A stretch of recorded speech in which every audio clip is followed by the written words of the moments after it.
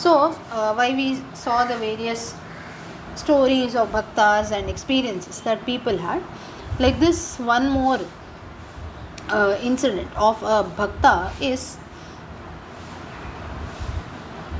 it seems that there was a, like now we all know the current temple of Guruvayur was previously the place where we had Lord Shiva, right?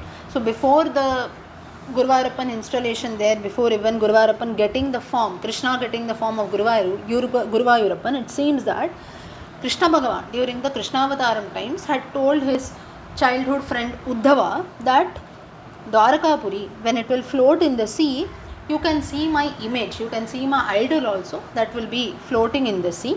That's when once you find that, Uddhava then later he requests Brihaspati, the guru of the gods, with the help of Vayu to install that idol of Bhagavan at a suitable place.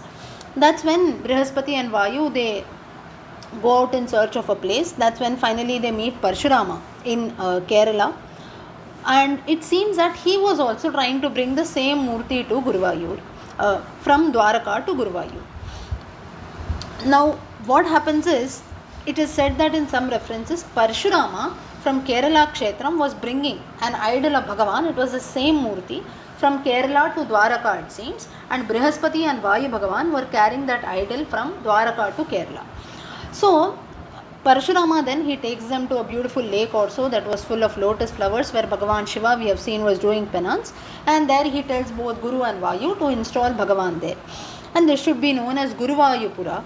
That's how Shiva and Parvati tell that from this day onwards let Bhagavan only be installed here. We will go to a nearby place which is today called as Mammiyur, which is on the opposite bank of this lake. Now the Rudra Tirtham that is there even today also, that is actually considered to be that lake, but it is just a small form also of the lake. It is not the original lake that was there. It seems that when we go around the Guruvayur temple from a certain place, we can actually see the Mammiyur temple, and that's where many devotees stand there and they pray to Lord Shiva. And it says that Vishwakarma then further builds the current Guruvayur temple. Now all this has been told in the Mahabharatam, all this has been conveyed by sage Dattatreya, it seems, to Janamejaya. Now who was Janamejaya? Janamejaya is the son of Parikshit, the future successor of the Pandavas. Now it is said that, now the story of Janamejaya goes that how further he suffers from leprosy also, and after praying to Krishna on Guruvayur Kshetram, he is freed from that disease. Now in another reference what happens is, it seems that there was a Pandya king. In those times we had the southern regions that were ruled by the Pandyas, Cholas also. So similarly a Pandya king, it seems that an astrologer had told that king that you will die from a cobra bite on a particular day. So due to a snake bite your death will take place, and he was told that you go and please pray to Guruvayurappan. Now the king, he spent years in prayers, meditation and so on, and that's when the king realizes that the time of death had actually passed, it seems. That is, the snake bite never happened. And he comes back to the palace, he calls the astrologer and tells him that you had made the prediction that a cobra will come and bite me. How come it has gone wrong?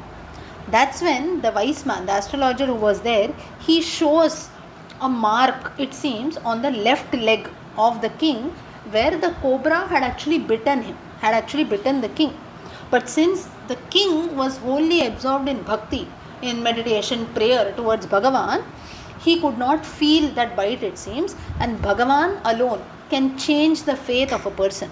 So the moral, or you can say the gist of this story is, things which are written, many people say, right, it's destiny, fate also. Things which are written might definitely happen, but then why should I show bhakti then? If everything has been written, if everything is predestined, why should I do anything good? If this question comes in, that's where the power of prayers or the power of bhakti falls in between. Like here in this case, whatever was destined to happen definitely happened. The cobra bite had to take place, the king was bitten by that cobra, but Bhagavan's bhakti, the bhakti that was shown towards Bhagavan, changed the faith completely.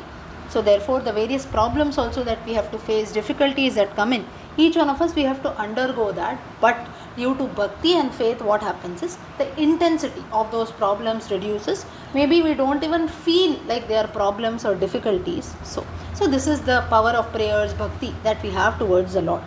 Now this Pandya king who was there, in gratitude, what happens is, it seems that he built the Guruvayur temple today. He contributed a lot for this temple. In fact, separately funds also he used to remove from his treasury, it seems, and keep for the development of the temple. In fact, the Deepastambam in those, the today's Deepastambam that we see, the lights that are there, they are also, it seems that it has been built by another devotee from Trivandrum in those times. In fact, the Gopurams also are built by various devotees like this. So like this, everyone who had a lot of experiences, or today if we see the temple in a very rich form built with a lot of architecture also, there have been a lot of contributions that have been made by such kings who had their own experiences, and in gratitude also they return back to the temple. So this is one more example, one more incident where we see the grace of Guruvayurappan on devotees.